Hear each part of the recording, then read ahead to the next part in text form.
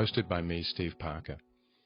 This is a series that aims to bring a fresh perspective to leadership, to bring you motivation and teach you how to succeed by talking to a diverse range of CEOs, business managers, and world-class talent. We also offer some personal tips to help you in your career. Each episode aims to provide a snapshot into the life and philosophy of some of Taiwan's most successful leaders and to find out more about why leadership matters. Today we are talking to Justin Chin, who is the company president for AstraZeneca. We started by talking about, before we came on air today, we talked a little bit about AstraZeneca and the kind of the unique position that you're in the world right now. You're the leading company producing the vaccines around the world. You've done a lot of good early work on this. Normally, we don't really get into kind of political and news issues, but I think for your leadership and this particular program, I think it's interesting to see if this place that you found yourself in this kind of the world pandemic, has affected in any way the way that you, as a leader, have to deal with your company, the public, news, and the products that you deal with. Yeah, thank you very much, Steve. Like you said, this is a very unique position, and of course, it's a once-in-a-lifetime opportunity. As an employee of AstraZeneca, I think we were all amazed and really proud that AstraZeneca made this decision to go into partnership with Oxford University to manufacture the COVID vaccine at no profit during the pandemic. And I think our team, who actually supported vaccine access to Taiwan, has also worked tirelessly day in, day out. And I think through this, they have found their purpose and calling in what they do. And indeed, we believe that we are actually delivering more than a vaccine. We are protecting the world, and we are making sure that Taiwan is safe from the pandemic. And I think at the bottom of the day, it really gives us a lot of meaning and purpose in our work, and really showing up with our values, which are doing the right thing, putting patients first, and being entrepreneurial. Doing the right thing is something I think that is becoming more and more important to people in the workplace. It's not just about getting a salary, doing something. Has leadership changed in the way that you have to direct people towards this kind of concept of they want to do the right thing, or you have to push them to do the right thing, or how do you get this vision to work throughout a company?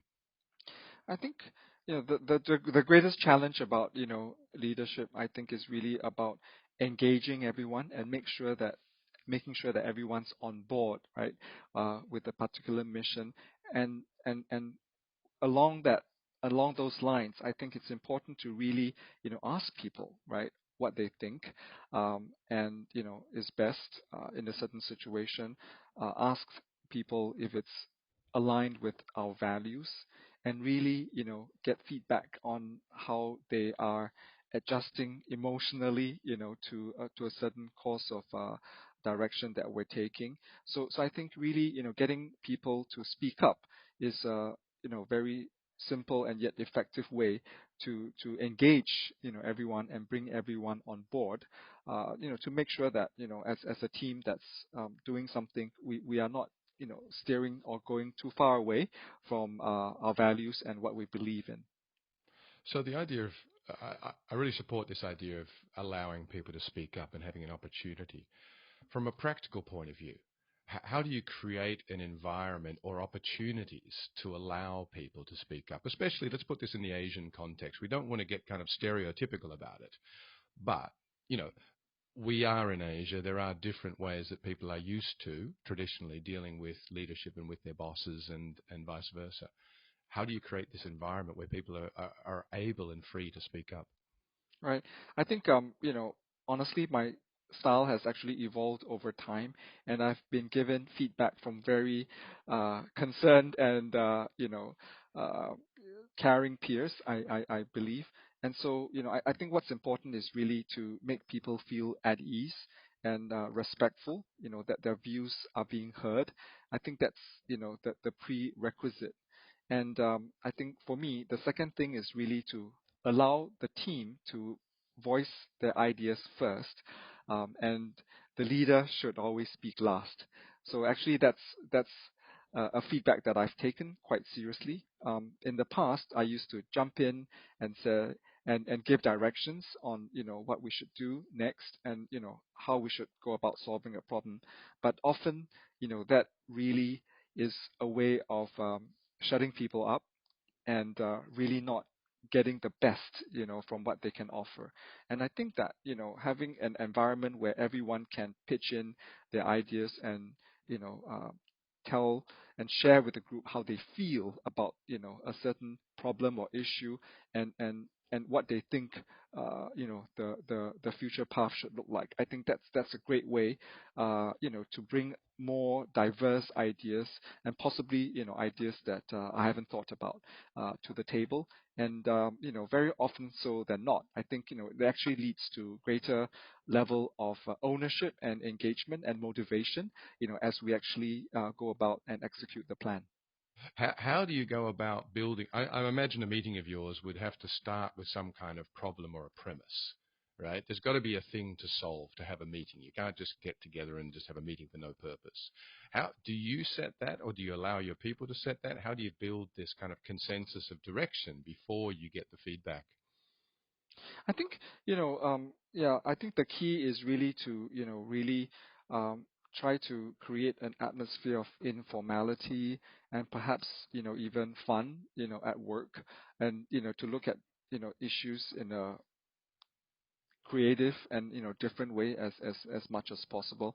But of course, when push comes to shove and there are issues we need to talk about, I think it is the role of the leader to set the agenda, the goal, and the time limit, right, where we have to solve a certain problem, and then encourage different perspectives, on the why, how, what of the issue, and then to try to facilitate discussions and explore different possibilities and options, and then when everything has come out on the table, I think then we can test out ideas on how to move forward, right? So I think in a way, I've moved from being a leader who has been very directive to one who is perhaps more facilitative, and one who uh, rather than give orders, perhaps ask questions, in order to guide the decision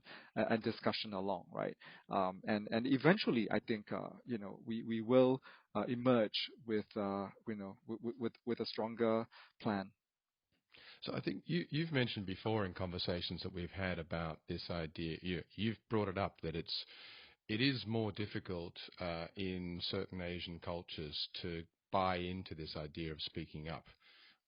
We haven't traditionally been rewarded for speaking up, perhaps. Um, how do you, I mean, are there practical things? I know that you kind of do these things like town halls, or you kind of get your staff together in situations outside of a problem-solving meeting. You do a lot of these kind of, I don't want to say team building, but they're really kind of, open and expressive sort of activities. Is this something that you've actively decided that you want to get to build this culture? Yeah, I think, um, yes, I think that's something that is quite deliberate. And for example, with my immediate leadership team, I think every year we do go for an offsite. It's a time where we can eat together and perhaps go to karaoke together. But I think beyond that, right?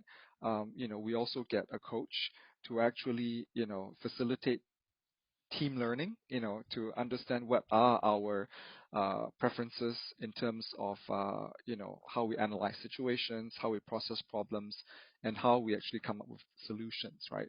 So I think by doing that, it actually helps everyone understand and appreciate, our differences and how we may need to adapt to each other's communication styles, right? So it's really, learning together and really understanding ourselves, in a group setting.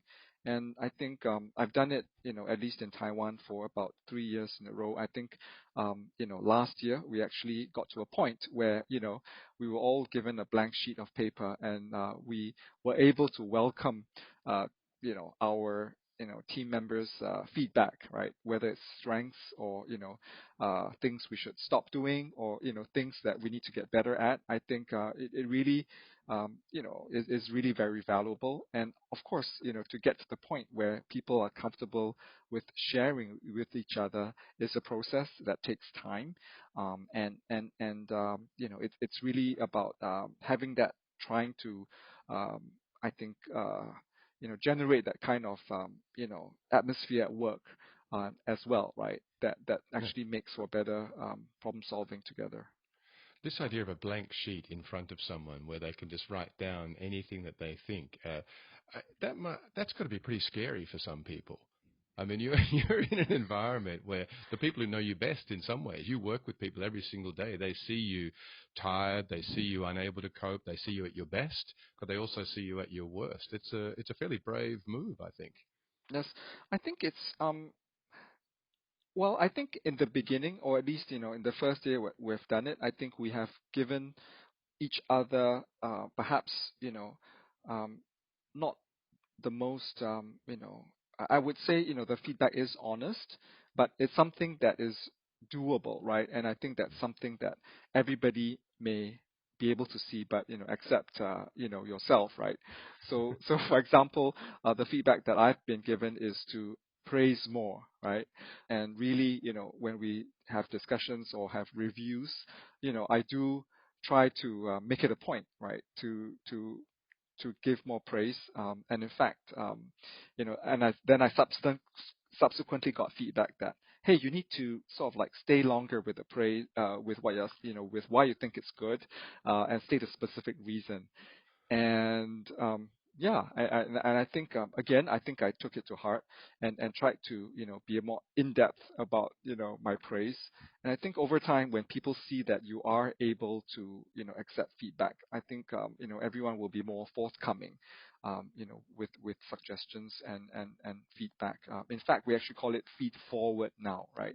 It's not Nice. about uh, criticizing what you've done in the past, but helping you be better in the future. I like that. You've given me a couple of great phrases that I'm going to adopt myself. One of these is leaders should speak last, and the other one I'm going to take is feed forward now. I think this is a really nice idea. Feedback does sound somewhat negative, right? Yes.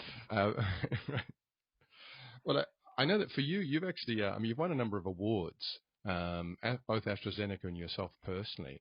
I mean, the awards themselves are interesting, but how important do you think this process is of going through something, preparing for something, and actually reviewing what you've done to see whether you're actually kind of, able to achieve the standards of something like that? What is the reason for you to get involved in these kinds of activities? I think when we started out, we really didn't set out to win awards, but really we wanted to introduce and perhaps evolve the culture in the company. So we actually have communities, right? We call them communities each year. And over uh, the 3 years, in Taiwan, we've actually, had communities that try to promote innovation, right? Whether it's really about innovation for patients or improving our processes at work, I think that's one aspect that we've actually tried to put some focus on. The second one is really around sustainability, right? So it's really about what can we do to actually protect the environment, and also whether it's through our individual actions or through company actions, right? And the third one is really about how do we get AstraZeneca to be a great place to work? I think it's a mix of ground up, because we do have management team sponsors to try to guide the process, and actually, yeah, the ideas that the teams come up with are actually too many to do in a year. So actually, the sponsors have the have also to actually narrow down to a few that we can actually do, right? So I think, and we treat this very seriously, because we do have we do get the teams to come to our management team to present their plans, and then there's a process of how we could actually refine the idea and how we could actually execute it, right? So I think it's a great way to evolve the culture and paying as much attention to the softer aspects as well as to the more bread and butter bricks and mortar black and white aspects of running a business. This is an interesting thing because you have mentioned in the past to me before that one of the things you like to do is to build a diverse and inclusive culture, which I totally support. I get that. But at the same time, you need to employ people who kind of fit into an overall culture. These things feel like they're at odds with each other, but somehow as a leader, you've got to mesh these together and create a cohesive company or a workplace and yet allow for this diverse range of thought. How can you manage and marry these two things? Yeah, I think that's a really great question, right? I think in terms of perhaps the school background, what you majored in university, or whether you've come from, you know, um, the same industry, or whether you have, had relevant experience in the similar disease area. I think those are the diversity variables that we look at. So we don't necessarily exclude people because they come from perhaps the fast-moving consumer goods industry, or perhaps someone who has been in the airline industry, right? But what we look for are those who actually have you know behaviors that are aligned with our values. Like, do they actually have a winning mindset? Do they really believe in doing the right thing? And are they also able to show entrepreneurial traits? Because I think that's something that we value in terms of being agile. So I think it's really behaviors that actually show that there could be a good culture fit, right? And of course, we actually encourage diversity, in many ways too. So I think you're going to get a lot of CVs coming in now from the airline industry and from FMCG just to test your theory. Sure. Yeah. you is But I guess that there are a couple of learnings from me which I got. One of the things I get out of you is I get this optimism. There's a very clear optimism from you that comes through. You're very positive about your staff. I know that AstraZeneca has been involved in giving care packs to their staff and these kinds of things, which have been really so demonstrative of not just a company that cares, but a leader that cares. You talked about this kind of non-profit approach to certain things where it's important. Do the right thing. And I think that as a vision for both a leader and a company, I think is something that's very important. I think people need to take that away. I really love your idea of the leader speaks last. I think that is so important for any number of reasons. One, mainly giving people an opportunity, as you've said, but also if the leader speaks last, it gives you an opportunity to absorb and to learn and to kind of read the room and to see where you need to take something. So I think it's strategically, it's also, I think, a very, very, very good idea. And you've also given me a new phrase, which I'm already going to adopt into my own leadership, which is this idea of feed forward and not feed backwards. Sometimes the words affect the way we feel about it. So I love this idea that you brought forward, feed forward. Justin, is there anything else that you'd just kind of like to offer as a last word to people before we hang up today? No, I think I do believe that COVID has actually made us question about our purpose and why we go to work every day. So I think it's more important than ever, right, to actually instill a sense of purpose in the organizations that we lead, and to make it meaningful and relevant, to the society at large. And I think that's really going to be the way that we're going to lead post COVID. Justin Tin, thank you very much for your time today. Thank you. You can catch us at the same time next month on ICRT, the last Monday of the month in the morning show. And of course, you can listen to this podcast on the ICRT website, Apple Podcasts, Spotify, or wherever you get your podcasts. Just search